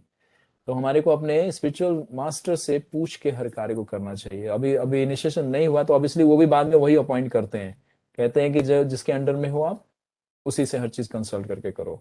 तो कोई भी हमारा एक्टिविटीज होना चाहिए किससे होना चाहिए, अंडर गाइडलाइन में। तो ये सब देखिए कोई भी चीज, इसीलिए अयोध्या में कोई अधर्म का कार्य हो ही नहीं सकता था, क्यों? क्योंकि हर चीज ब्राह्मणों के नियंत्रण में था और हर चीज ब्राह्मणों के निर्देशा के अनुसार होता था। उपाध्याय के साथ समर्थ रत्नों के सहित घोड़ा छोड़ा जाए और सरयू के तट पर यज्ञ के लिए स्थान ठीक किया जाए। तो ये घोड़ा का थोड़ा सा डिस्क्रिप्शन दे देता हूँ शॉर्ट में आपको। ये घोड़ा कोई सामान्य घोड़ा नहीं होता था, एक स्पेशल स्पीसीज का घोड़ा होता था और इसको पूरा डेकोरेट किया जाता था, गोल्डन ऑर्नामेंट। ऐसा नहीं है कि मतलब पीतल का या मतलब चांदी का, ऐसा नहीं, पूरा प्योर गोल्ड से इसको डेकोरेट किया जाता था पूरी बॉडी को, है ना। इसके गले में चेन होता था, उसके जो हुड होते हैं या जो उसके होदा बोलते हैं, जो उसके जिसपे हम लोग बैठते हैं घोड़े के ऊपर, कहते हैं ना हॉर्स राइडिंग वगैरह, कुछ रखा जाता है, चमड़े का बना रहता है, वो मिर्ग की छाल से बना रहता है और नहीं तो अन्य पशुओं की छाल से बना रहता है।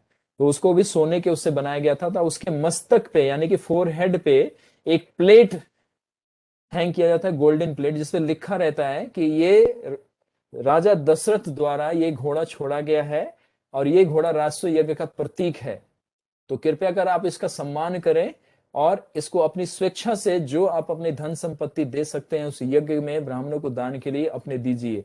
अगर आपको कोई आपत्ति है, अगर आप चाहते हैं कि नहीं मैं इस घोड़े को सम्मान नहीं दूंगा और युद्ध करूंगा, तो फिर ठीक है, आप इस घोड़े को पकड़ लीजिए और हमारी जो इस घोड़े के पीछे जो 100 मीटर के पीछे मतलब इनकी पूरी सेना चलती थी और ये घोड़ा इंडिपेंडेंट किसी भी डायरेक्शन में जा सकता था। जिस डायरेक्शन में जाएगा, जिस राज्य में प्रवेश कर जाएगा, वहां के राजा को एक्सेप्ट करना पड़ेगा, या तो सरेंडर करना पड़ेगा या फाइट करना पड़ेगा।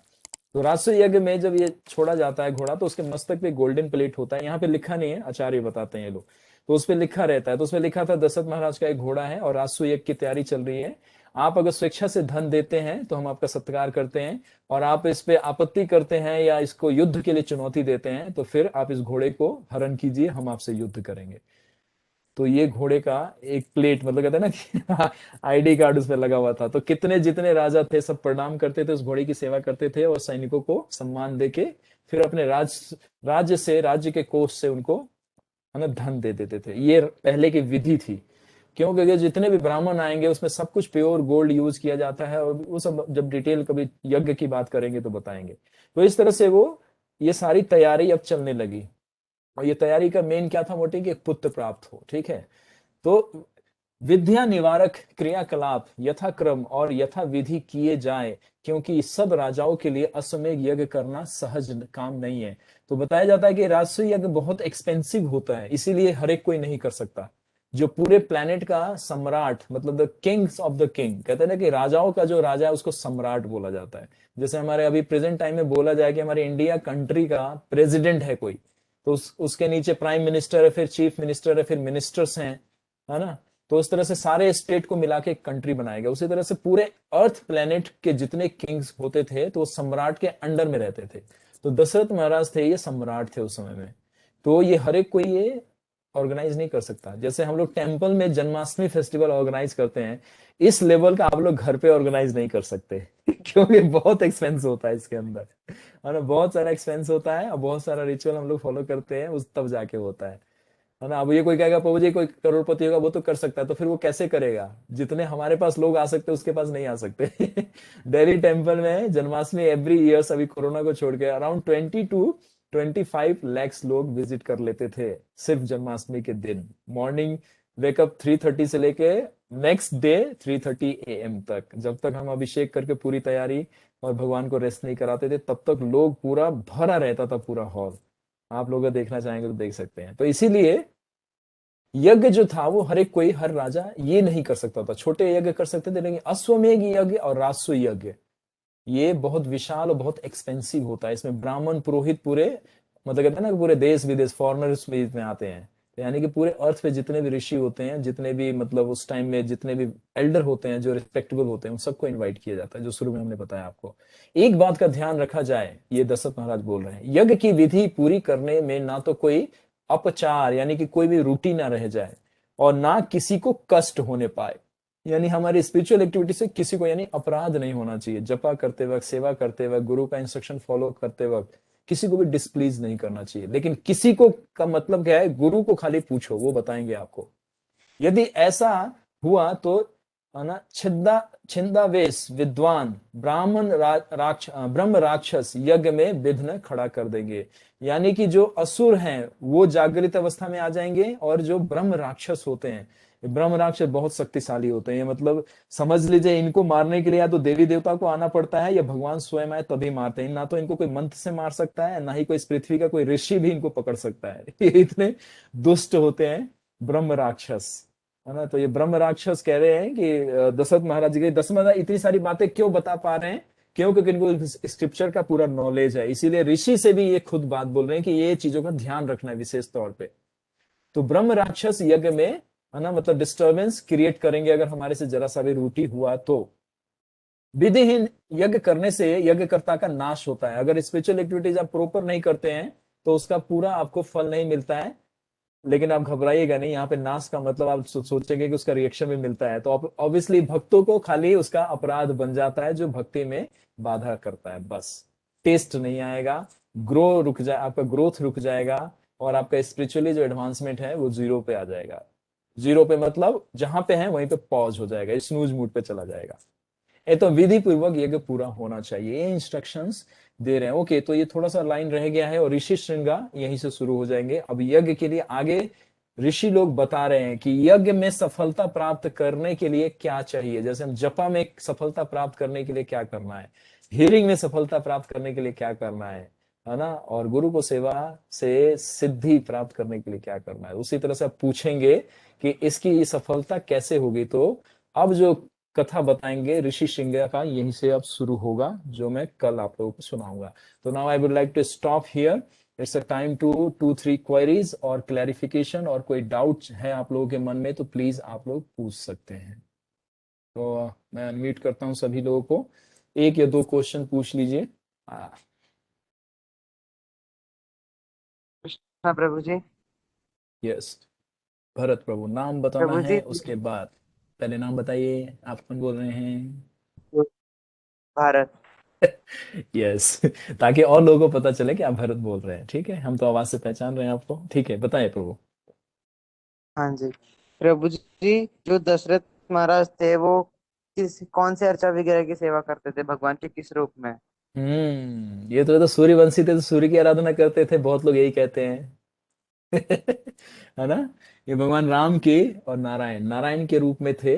अभी बताएंगे आगे, जब इनका जब वो आएगा, जब भगवान, अभी राम जी का जन्म होगा ना, तो जब यज्ञ कुंड का स्थापना होगा और जब वो आएगी तो अभी बताएंगे। तो अभी सरल शब्दों में ये महाविष्णु के फॉर्म को ही आराध्य देव मानते थे। जैसे नंद बाबा थे, तो ये नंद बाबा ही है ना, नंद बाबा हैं ये। तो वहां पे भगवान का पर्सनल जो था वो नरसिंह भगवान के रूप को पूजते थे इतने उस समय में, नंद बाबा खुद अपने नंद महल में। तो उसी तरह यहाँ पे ये एक्सटर्नल में लोग बहुत लोगों का कहना है कि सूर्यवंशी थे, तो ये लोग सूर्य की आराधना करते थे। लेकिन नहीं, सूर्य नारायण यानी कि भगवान नारायण की आराधना करते थे, महाविष्णु की, जो कि स्वयं भगवान है। वासुदेव बन के आएंगे ना। अभी जब चतुर्व्यूह का जब चर्चा करूंगा कि भरत लक्ष्मण शत्रुघ्न कौन है, तो वासुदेव कौन है, तो वासुदेव ही तो राम है, और वासुदेव कौन है, कृष्ण है, और वासुदेव ही महाविष्णु बनते हैं। तो ये सारी एक ही पर्सनालिटी है, लेकिन अलग अलग फॉर्म अलग अलग टाइम के अकॉर्डिंग मैनिफेस्ट करेंगे। तो नारायण की आराधना करते थे, नारायण की। क्लियर? जी प्रभु जी। जी नारायण यानी प्रभु महाविष्णु, जी। महाविष्णु की आराधना करते थे। बताइए। प्रभु जी, 1-2 क्वेश्चन और है। स्मॉल है, पूछिए, इसी से रिलेटेड है, पूछिए।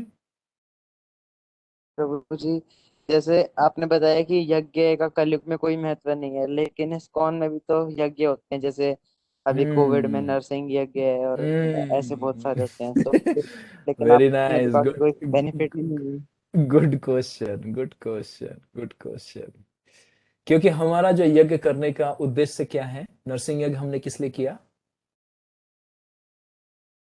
किस लिए किया? प्रभु जी, सबके सबके भले के सबको लिए, डिवोटीज के सबके प्रोटेक्शन के प्रोटेक्शन के लिए। लिए, ये हमने आपको बताया, लेकिन हमने किया वो नरसिंह भगवान की प्रसन्नता के लिए। तो इसका उदाहरण देता हूँ, और शास्त्र में बताया गया है तो ऑब्वियसली ये नहीं है, लेकिन रिचुअल के उसमें, क्योंकि सामान्य लोग नहीं समझ पाते, हम सिर्फ कह, हम हर एक को बोलते हैं ना आप माला ध्यान से कीजिए। जैसे आप गुरु महाराज का लेक्चर सुनते हो तो महाराज लास्ट में क्या बोलते हैं, हर समस्या का समाधान बोलते हैं कि आप ध्यान से माला को करो, आपका प्रॉब्लम सॉल्व हो जाएगा। और ये बिल्कुल साइंस है। आप जिस कहते हैं ना भक्ति में उन्नति करने का यही सिम्टम दिखेगा, आपका माला में मन लग जाएगा। जब माला में मन लग गया, समझ लीजिए कि आप शास्त्र में भी मन लग रहा है, भक्तों के प्रति सेवा भाव भी बढ़ रहा है, सब होगा। तो प्रभुपाद जी जब कृष्ण बलराम की स्थापना कर रहे थे, वृंदावन टेम्पल की बात कर रहा हूं आपको, है ना, ध्यान से सुनिएगा। वृंदावन जब स्थापना हो रहा था कृष्ण बलराम और राधा श्याम सुंदर जी का, तो उस समय में प्रभुपाद जी ने, है ना, वहां के लोकल प्रिस्ट जो ब्राह्मण थे उस समय में फेमस 1970 के आसपास में, उनको इनवाइट किया। तो सेम क्वेश्चन जैसे आपने पूछा भरत प्रभु, आपने जैसे पूछा कि प्रभु जी आपने यज्ञ के लिए मना किया, यूजलेस है, तो आप देखिए वही क्वेश्चन उनके सन्यासी डिसाइपल ने सबने पूछ दिया कि प्रभुपाद आप हम लोगों को पूरा अमेरिका से समझाते आ रहे हो कि यज्ञ यूजलेस है, धुआं होता है, इसमें कोई भी विधि नहीं होता, कुछ भी नहीं होता, तो ये आप खुद इनवाइट कर रहे हो, ऐसा क्या है प्रभुपाद जी? तो बोलते हैं कि जब वो यज्ञ कर रहे होंगे, आप लोग कीर्तन करना, जप करना, मैं भी आप लोगों के साथ जप कर रहा हूँ। ठीक है। तो यज्ञ किस लिए किया? क्योंकि कि जो रिचुअल लोग हैं, जो कर्मकांडी लोग हैं, वो मान्यता नहीं दे पाएंगे। क्योंकि कि पब्लिकली हमें सब कुछ करना होता है, तो बहुत सारा चीजें हमें लोगों को ध्यान में रख के वो कार्य को करना पड़ता है। वो ध्यान में रख के उसका, ताकि वो लोगों की श्रद्धा उसी से बनती है, फिर जब वो उस श्रद्धा से आगे आते हैं तब हम उनको वास्तविक ज्ञान दे देते हैं। तो प्रभुपाद जी ने उस समय में जब वो सन्यासी ने पूछा, तो प्रभुपाद जी से सेम क्वेश्चन जैसे आपने पूछा कि यज्ञ क्यों किया, जब हरिनाम ही यज्ञ है, तो भगवान की स्थापना हो रही होती है, तो सिर्फ यज्ञ करते, तो आप ध्यान से देखो कि हमारा भगवान का जब भी अभिषेक होता है, कुछ भी होता है, हम लोग कीर्तन ही करते हैं और कुछ नहीं गाते। देखते हो अभिषेक होता है तो कीर्तन गा रहे होते हैं हम लोग पीछे, हरे कृष्ण महामंत्र हाँ का। जी, तो ये विधि है, हाँ यही जी। विधि है। बिना, इसीलिए कोई भी जब कुछ और गाता है तो मैं मना करता हूँ। ये कौन का कीर्तन का स्टैंडर्ड है। जब आप वैष्णव एटिकेट के सेकंड लेवल पे आएंगे तो मैं कीर्तन का एटिकेट भी आप लोगों को बताऊंगा कि कुछ भी नहीं गा देना चाहिए भगवान के सामने। जो प्रभुपाद जी ने दिया है, आचार्यों ने रेकमेंड किया है, हमें वही। प्रभुपाद जी सीधा बोलते हैं सिर्फ हरे कृष्ण महामंत्र गाना चाहिए। बहुत लोग बहुत कुछ गाते हैं, नहीं, वो सब नहीं गाना है, गाने के लिए अनुमति नहीं है। वो सबका एक अलग अलग समय है, वो सारा एटिकेट में आएगा। तो ब्राह्मण लोग थे, तो वहां पे सारे आए और वो ओ माओ पूरा उच्चारण करते हुए, यज्ञ बड़ा कुंड बना, यज्ञ में आहुति दिया गया, खूब धुआं हुआ, खूब आग जला। प्रभुपाद जी सारे शिष्य लोग मुस्कुरा रहे थे, अपना कीर्तन कर रहे थे।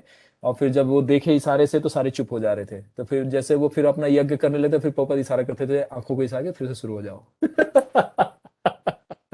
प्रभुपाद जी जानते थे कि वो लोग अपना कार्य कर रहे हैं, हमें अपना काम करना है। तो क्योंकि शास्त्र में बता दिया गया है कि ऐसे करना है, लेकिन फिर भी हम लोग इसलिए करते हैं क्योंकि एक रिचुअल को फॉलो कर रहे हैं, सोसाइटी को दिखाने के लिए। और दूसरा क्या है कि हम जो करते हैं तो हम विधि के अनुसार करते हैं। ये जो पंडित लोग जो लाल टीका लगा के घूमते हैं, इनको यज्ञ का पूरा ज्ञान नहीं होता। सभी को मैं नहीं कह रहा हूं, लेकिन मैक्सिमम लोगों को पता नहीं रहता। वो रूढ़िवादी जैसे होता है ना, कि उसके पिताजी ने उसको कुछ बोला, वो फॉलो कर लिया। अब देखा ये धंधा चल रहा है, उसने फॉलो कर लिया। नहीं, उनसे सीधे पूछिए कि आप कौन सी परंपरा से हैं और आपने साइंस कहाँ से सीखा है, वो बता देगा आपको। दो चार वो किताबें दिखा देगा छोटी मोटी, है ना, लाल किला से खरीद लेते हैं, नई सड़क से खरीद लेते हैं, वो दिखा देंगे आपको।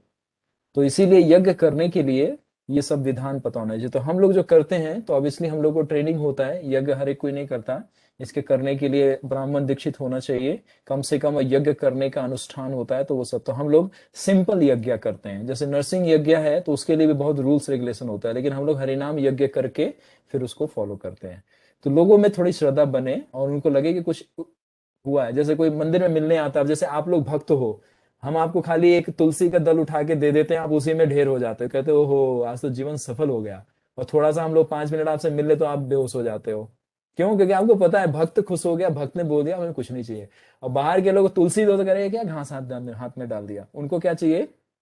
बड़ा सा हम एक थाली लगाते हैं, दो चार सेब डालते हैं, माला डालते हैं, 5-6 अगरबत्ती जलाते हैं, है ना, बड़ा सा माला, एक पुजारी को इशारा करते इनको पहनाओ गले में।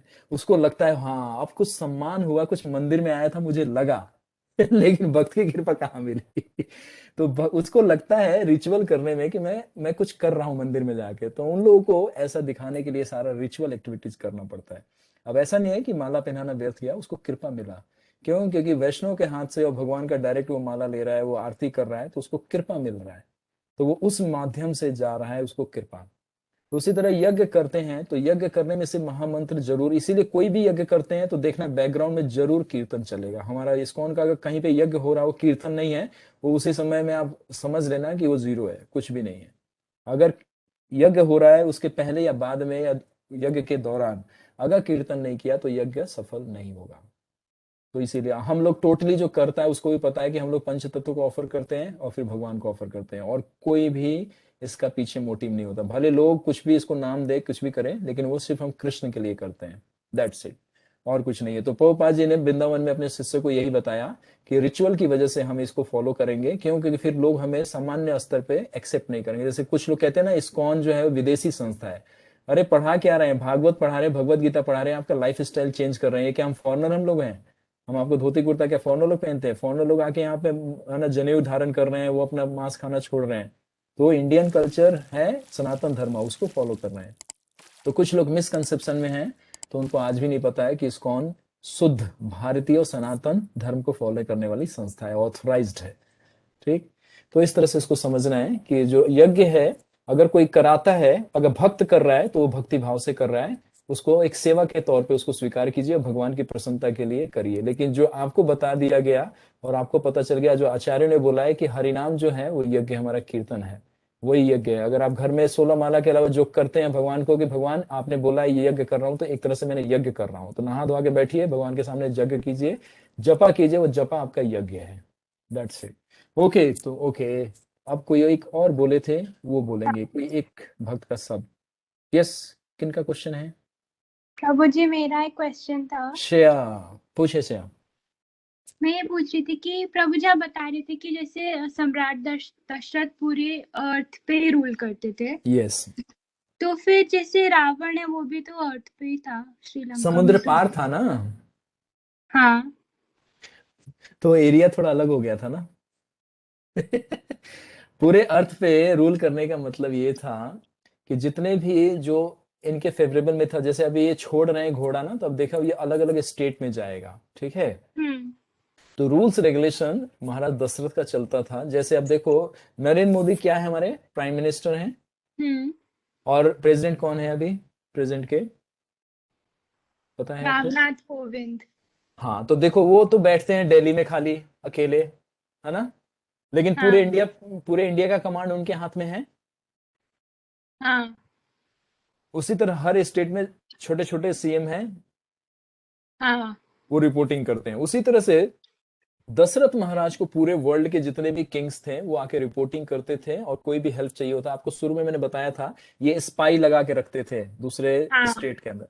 वो इसीलिए कि मेरे सामने तो सही काम कर रहा है, कहीं पीछे से गलत काम तो नहीं करता, इसीलिए स्पाई लगा के रखते थे कि इनका रिपोर्टिंग सही आए मेरे पास, है ना। हम्म, तो उसी तरह से कुछ राजा अधर्मी थे जो कि दशरथ महाराज की बात को नहीं फॉलो करते थे, उसी में से रावण एक है। ठीक है, रावण का भी जन्म होगा और रावण को भगवान राम पहले ही मार देंगे और फिर बाद में उसका बर्थ होगा, फिर उसके बाद बड़ी फाइट होगी। अब ये भी एक रहस्य बाद में बताएंगे, अभी नहीं, जब इनका टाइम आए बताना, जब एंट्री आएगी इनकी तो बताएंगे। तो रावण जो था वो श्रीलंका का राजा था, श्रीलंका का राजा था, और हाँ, श्रीलंका इस अर्थ प्लेनेट से थोड़ा डिस्टेंस पे था, यानी कि डिस्टेंस पे मतलब समुद्र के पार में था, कहते हैं ना 7 समुद्र पार था वो। तो उसकी जब कथा आएगी तो आपको बताऊंगा। यहाँ से जो अभी ये श्रीलंका दिखता है, एक्चुअली शास्त्र के हिसाब से ये श्रीलंका वो नहीं है जो कि राम जी गए थे, वो डिसअपियर हो चुका है।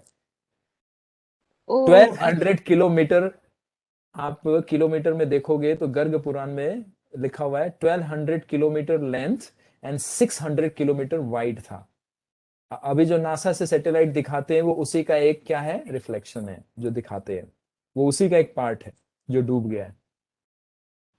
ठीक है, अच्छा, हाँ, हाँ, हाँ, तो ओरिजिनल चीजें हर चीज डिसअपियर हो जाता है। जैसे द्वारका नगरी है, तो भगवान जब कृष्णा गए तो अपने पूरे किंगडम को उन्होंने समुद्र में क्या किया, सिंक कर दिया, है ना। तो इसके पीछे जब कोई चर्चा होगी तो बताऊंगा ऐसा भगवान क्यों करते हैं। तो उसी तरह से जो अभी श्रीलंका दिख रहा है आपको, ये पहले और भी दूर था और इससे बहुत बड़ा था। तभी तो कुबेर ने वो गिफ्ट किया था, किसको किसको, रावण को। और कुबेर किसके कहने पे किए थे, भगवान शिव की आराधना किया था उसने, जैसे कहते हैं ना मटेरियल चीजें चाहिए तो डेमीगॉड खुश हो जाते हैं, तो भगवान शिव को आराधना किया था तो उन्होंने लंका उनको एज ए गिफ्ट दिया था कि तुम इसको रूल करो। तो इसीलिए भगवान जब जाएंगे समुद्र पार करेंगे तो वहां पे मैं आपको बहुत अच्छे से बताऊंगा कि वहां पे शिव जी की पूजा क्यों किया। तो लोग यहाँ पे कंफ्यूज हो जाते हैं कि राम जी छोटे हैं शिव जी बड़े हैं, तो देखो राम जी भी शिव जी की पूजा करते हैं, है ना। तो कंफ्यूज हो जाते हैं लोग। तो वहां पे जब वो आएगा, जब लंका लंका पे चढ़ाई वाला सीन आएगा, जब राम सेतु का निर्माण होगा 6 डेज में, राम सेतु कैसे बनता है वो सारा बताएंगे। तो वहां पे आपको एक्सप्लेन करूंगा तो आपको पता चल जाएगा कि लंका वो लंका नहीं है जो हम देख रहे हैं, वो डिसअपेयर हो चुका है। ठीक है। अच्छा ठीक है प्रभु जी। तो जो रावण है, वन लाइन आंसर, जो रावण है वो अलग स्टेट का एक राजा बना हुआ था, तो वो रिलीजियस नहीं था। ठीक है, वो ए रिलीजियस था, इसीलिए वो दशरथ महाराज के साथ एसोसिएट नहीं हो पाया।